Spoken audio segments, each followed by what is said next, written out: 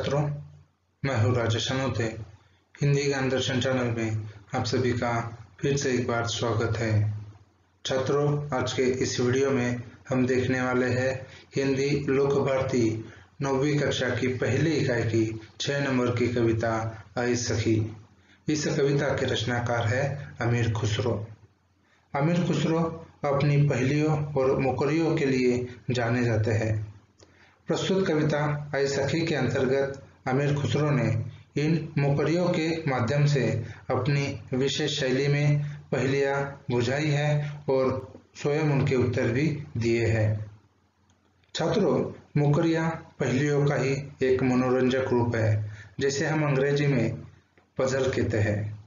इनका मूल उद्देश्य बुद्धि चातुर्य की परीक्षा लेना होता है। प्रस्तुत कविता के अंतर्गत अमीर खुसरो ने 9 मुकरियां प्रस्तुत की है। इन सभी मुकरियों का उत्तर साजन होने का भ्रम होता है, परंतु नायिका बड़ी चतुराई से उनके उत्तर देती है।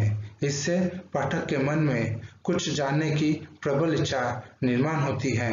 तो चलिए छात्रों, ऐसे ही मुकरियां और पहेलियों का ही एक मनोरंजक रूप अभी हम देखते हैं। रात समय वह मेरे आवे, भोर भय वह घर उठी जावे। यह अचरज है सबसे न्यारा, ऐसा कि साजन न सकी तारा। वह आवे तब शादी होए, उस दिन दूजा और न कोई। मीठे लागे वाके बोल, ऐसा कि साजन न सकी ढोल।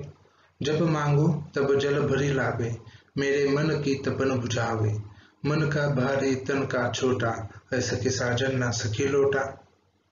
छात्रों, इन मुकरियों के अंतर्गत कुछ कठिन शब्द है।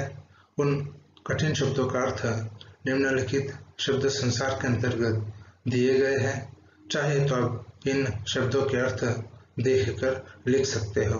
तो चलिए इन मुकरियों का अर्थ देखते हैं। रात समय वह मेरे आवे, भोर भय वह घर उठी जावे। यह अचरज है सबसे न्यारा, ऐसा कि साजन ना सकी तारा। अब मेरे आवे का अर्थ होता है मेरे पास आता है। भोर का अर्थ होता है प्रातः काल या सवेरा। उठी का अर्थ होता है उठकर।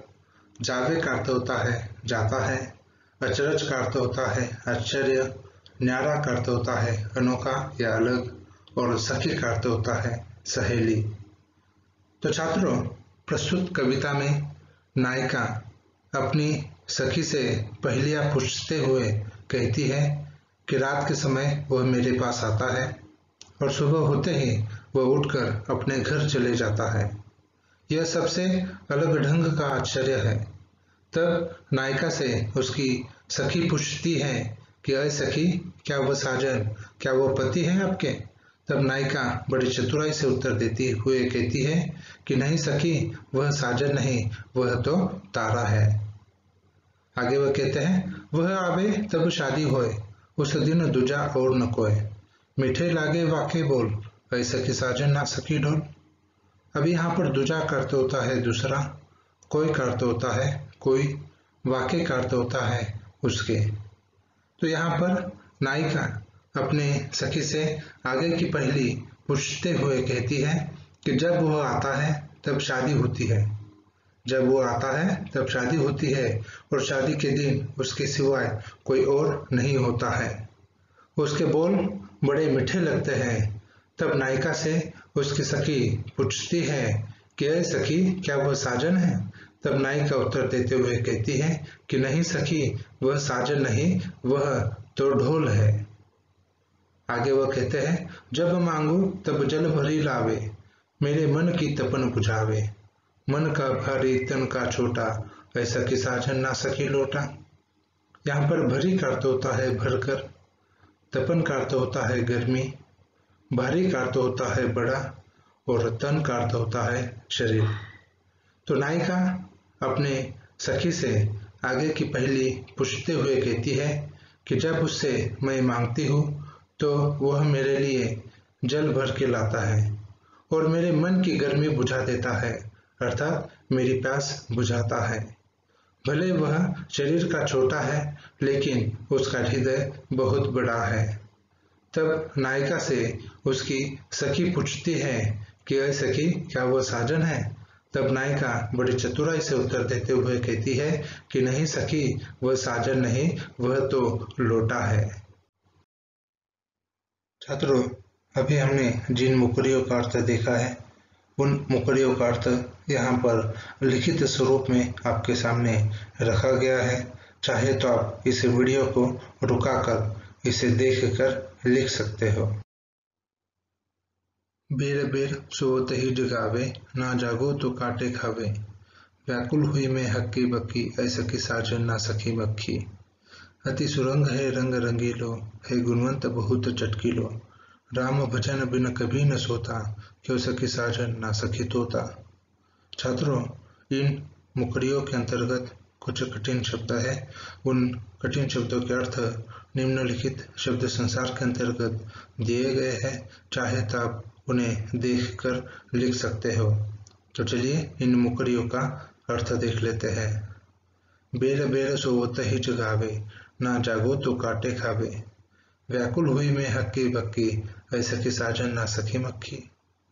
अभी यहाँ पर बेर बेर का अर्थ होता है बार बार। सोवत ही का अर्थ होता है सोते हुए। जगावे का अर्थ होता है जगाना। व्याकुल का अर्थ होता है परेशान, बेचैन। हक्की बक्की का अर्थ होता है हैरान होना, चकित होना। तो छात्रों, नायिका अपने सखी से आगे की पहेली पूछते हुए कहती है कि वह बार बार मुझे सोते हुए जगा देता है। अगर मैं नहीं जागती हूँ तो वह मुझे काटता है, मुझे परेशान करता है। इसलिए मैं बहुत परेशान हो गई हूँ, बहुत बेचैन हो गई हूँ और कुछ कर नहीं पा रही हूँ। तब नायिका से उसकी सखी पूछती है कि सखी, क्या वह साजन है? तब नायिका बड़ी चतुराई से उत्तर देते हुए कहती है कि नहीं सखी, वह साजन नहीं, वह तो मक्खी है। आगे वह कहते हैं अति सुरंग है रंग रंगीलो, है गुणवंत बहुत चटकीलो। राम भजन बिन कबीर न सोता, क्यों सखी साजन ना सखी तोता। यहाँ पर सुरंग का अर्थ होता है सुंदर रंग, रंग रंगीलो का अर्थ होता है खुश मिजाज, गुणवंत का अर्थ होता है गुणवान, चटकीलो का अर्थ होता है चमकदार रंग का। तो यहाँ पर नायिका अपने सखी से आगे की पहेली पूछते हुए कहती है कि उसका रंग बहुत सुंदर है और वह बहुत खुश मिजाज है। उसके साथ ही वह गुणवान और चमकीले रंग का भी है। वह राम का भजन किए बिना कभी नहीं सोता है। तब नायिका से उसकी सखी पूछती है कि सखी, क्या वह साजन है? तब नायिका कहती है कि नहीं सखी, वह साजन नहीं, वह तो तोता है। अभी जिन मुकरियों का अर्थ देखा है, उन मुकरियों का अर्थ यहाँ पर आपके सामने रखा गया है। चाहे तो आप इस अर्थ को देखकर लिख सकते हो। अर्धनिशा वह आयो भोन, सुंदरता बरनै कवि कोन। निरखत ही मन भयो आनंद, क्यों सखी साजन ना सखी चंद। शोभा सदा बढ़ावन हारा, आखिन से छीन होत न न्यारा। आठ पहर मेरो मनोरंजन, क्यों सखी साजन ना सखी अंजन। छात्रों, इन मुकरियों के अंतर्गत भी बहुत से कठिन शब्द है। उन कठिन शब्दों के अर्थ निम्नलिखित शब्द संसार के अंतर्गत दिए गए हैं। चाहे तो आप इन्हें भी लिख सकते हो। तो चलिए इन मुकरियों का अर्थ देखते हैं। अर्धनिशा वह आयो भोन, सुंदरता बरनै कवि कोन। निरखत ही मन भयो आनंद, क्यों सखी साजन ना सखी चंद। यहाँ पर अर्धनिशा का अर्थ होता है आधी रात, भवन का अर्थ होता है भवन या घर, बरनै का अर्थ होता है वर्णन करना, निरखत का अर्थ होता है देखकर, चंद का अर्थ होता है चंद्रमा। नायिका अपनी सखी से आगे की पहेली पूछते हुए कहती है कि वह आधी रात को मेरे भवन, मेरे घर में आता है। वह इतना सुंदर है कि उसकी सुंदरता का वर्णन कोई भी कवि नहीं कर सकता है। उसे देखते ही मन आनंद से भर उठता है। तब नायिका से उसकी सखी पूछती है कि सखी, क्या वह साजन है? तब नायिका उत्तर देते हुए कहती है कि नहीं सखी, वह साजन नहीं, वह तो चंद्रमा है। आगे वो कहते, शोभा सदा बढ़ावन हारा, आखिन से चिन्ह होत न न्यारा, आठ पहर मेरो मनोरंजन, क्यों सखी साजन ना सखी अंजन। यहाँ पर शोभा का अर्थ होता है सौंदर्य, बढ़ावन हारा का अर्थ होता है बढ़ाने वाला, क्षीण का अर्थ होता है क्षण भर, पहर का अर्थ होता है 3 घंटे का समय, मनोरंजन का अर्थ होता है दिल को अच्छा लगने वाला या मन को अच्छा लगने वाला, अंजन का अर्थ होता है काजल या सुरमा। नायिका अपने सखी से आगे की पहेली पूछते हुए कहती है कि वह हमेशा आंखों की सुंदरता को बढ़ाता है, आंखों से क्षण भर के लिए भी अलग नहीं होता है। आठों पहर वह मेरे मन को प्रसन्न रखता है। तब नायिका से उसकी सखी पूछती है कि हे सखी, क्या वह साजन है? तब नायिका उत्तर देते हुए कहती है कि नहीं सखी, वह साजन नहीं, वह तो काजल है। छात्रों, अभी जिन मुखरियों का अर्थ हमने देखा है, उन मुखरियों का अर्थ यहाँ पर लिखित स्वरूप में आपके सामने रखा गया है। चाहे तो आप इसे भी लिख सकते हो। जीवन सब जग जासो कहे, बा बिनु नेक न धीरज रहे, हरे छिनक में हिय की पीर, क्यों सखी साजन ना सखी नीर। बिन आए सब ही सुख भूले, आए ते अंग अंग सब फूले, सिरा भई लगावत छाती, क्यों सखी साजन ना सखी पाती।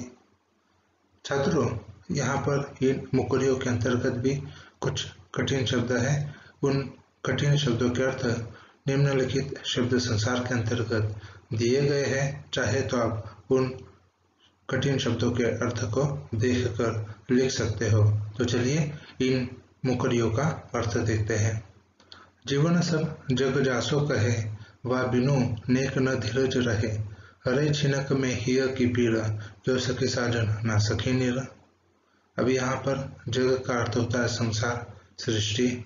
जासो का अर्थ होता है जिसको, नेक का अर्थ होता है थोड़ा सा, धीरज का अर्थ होता है धैर्य, हरे का अर्थ होता है दूर करता है, छिनक का अर्थ होता है क्षण भर, यह का अर्थ होता है हृदय, पीर का अर्थ होता है व्यथा या पीड़ा, और नीर का अर्थ होता है जल। नायिका अपनी सखी से आगे की पहेली पूछते हुए कहती है कि जिसे संपूर्ण संसार जीवन कहता है, जिसके बिना सज्जन व्यक्ति भी धैर्य नहीं रख सकता, वह एक क्षण में हृदय का कष्ट दूर कर देता है। तब नायिका से उसकी सखी पूछती है कि हे सखी, क्या वह साजन है? तब नायिका उत्तर देते हुए कहती है कि नहीं सखी, वह साजन नहीं, वह तो पानी है। आगे वो कहते हैं, बिन आए सब ही सुख भूले, आए ते अंग अंग सब फूले, सिरा भई लगावत छाती, क्यों सखी साजन ना सखी पाती। अभी यहाँ पर सब ही का अर्थ होता है सभी, फूले का अर्थ होता है पुलकित होना, आनंदित होना, सिरा का अर्थ होता है ठंडी या शीतल, भई का अर्थ होता है हुई, लगावत का अर्थ होता है लगाते ही, पाती का अर्थ होता है पत्र। तो यहाँ पर नायिका अपने सखी से आगे की पहेली पूछते हुए कहती है कि उसके न आने पर कुछ भी अच्छा नहीं लगता है, संपूर्ण सुख भूल जाते हैं, और जब वह आता है तो संपूर्ण शरीर में प्रसन्नता छा जाती है। उसे सीने से लगाने पर हृदय शीतल हो जाता है। तब नायिका से उसकी सखी पूछती है कि सखी, क्या वह साजन है? तब नायिका उत्तर देते हुए कहती है कि नहीं सखी, वह साजन नहीं, वह तो पत्र है। इन मुकरियों का अर्थ भी यहाँ पर दिया गया है। चाहे तो आप इसे भी लिख सकते हो।